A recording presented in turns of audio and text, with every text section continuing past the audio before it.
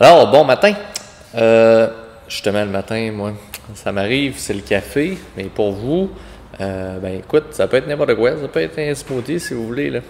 Mais ce matin, je voulais vous parler des trucs pour économiser dans un garage. Parce que on est toujours considéré comme cher, c'est normal, c'est à vos frais. C'est un peu comme entre la carte soleil et puis le vétérinaire. Vous allez toujours dire le vétérinaire, c'est épouvantable à quel point c'est cher, ça n'a pas de bon sens. Ben oui, quand on paye tous, quand on paye le montant total pour un professionnel, ça monte, ça devient c'est des factures salées. Bon. Mais, et justement là-dessus, mathématiquement, si on fait une moyenne entre les garages les moins chers et les garages les plus chers, on brasse tout ça, on divise ça, on arrive à peu près à 2 piastres la minute pour un mécanicien. J'arrondis, c'est pas important dans l'histoire. Donc, mais parce que ce soit 2 piastres ou 1,80, écoute, c'est pour vous dire que c'est cher, la main-d'œuvre, c'est cher d'utiliser un expert pour travailler sur sa voiture. Donc, si c'est cher, est-ce qu'on peut sauver? C'est là que je veux vous parler de trucs parce que c'est pas nécessairement plus à notre avantage, nous, si on fait des choses sur le tour puis les gens sont malaisés par les prix puis que ça leur semblait plus court ou plus facile ou plus simple et puis certaines personnes se disent même « Ah, ben j'aurais pu le faire. » Ben justement, c'est génial. Si vous pouvez faire quelque chose, ben je vous donne un peu la liste des choses qui sont vraiment que vous pouvez participer. C'est vraiment un des trucs pour justement aider à diminuer les coûts. Entre autres, il y a les choses qui sont même, la plupart du temps, sont écrites dans votre manuel. Si vous regardez dans le manuel d'entretien, il y a des choses que le client peut faire. On montre comment interpréter les niveaux, pour la plupart des niveaux qui sont dans le capot, pour aller voir les niveaux d'huile, les niveaux de liquide. Il y a des méthodologies pour le faire et ils sont très clairement expliqués. C'est déjà arrivé que certains autos avaient des façons différentes d'interpréter et que le mécanicien lui-même a été voir dans le manuel ou sur Internet parce que justement, ce sont des processus qui sont tout expliqués clairement. Si vous prenez le temps de lire, c'est très facile. Même chose pour le filtre à air du moteur que vous pouvez facilement vérifier vous-même et remplacer vous-même dans 98% des voitures. Même chose si vous êtes un peu débrouillard et vous avez un ou deux tournevis à la maison, le filtre à pollen est quand même entretenable par vous, c'est remplaçable sans problème. C'est pas une complexité tant que ça, 10 minutes de votre vie, là, vous allez régler le problème. Ça peut sauver des dollars, là, parce que la plupart des garages vont charger pour le faire. Puis, ça sera pas...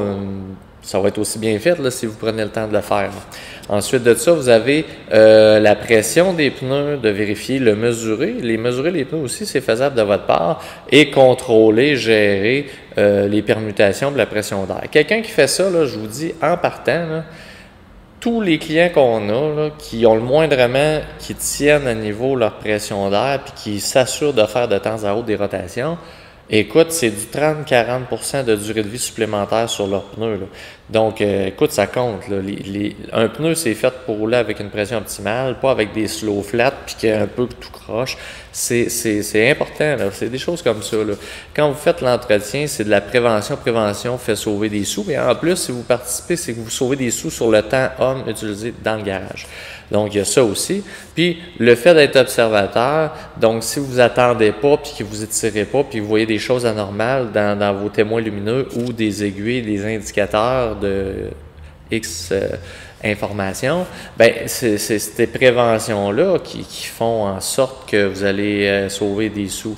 On a des clients qu'on a vus et le client ne savait pas comment fonctionnaient ces témoins lumineux, puis a sauté son moteur parce que lui, que la lumière soit rouge, verte ou jaune, lui, c'est pas grave, on roule, puis on va demander plus tard. Ben, la lumière, c'est une lumière de pression d'huile, fait que plus de moteur. Comme on peut aussi mal interpréter une lumière de batterie et tomber en panne au pire endroit juste parce qu'on l'alternateur est défectueux, par exemple. Donc, c'est ça qui est important, c'est que vous pouvez participer. Je vous invite quand même à prendre quelques minutes pour relire votre manuel d'entretien.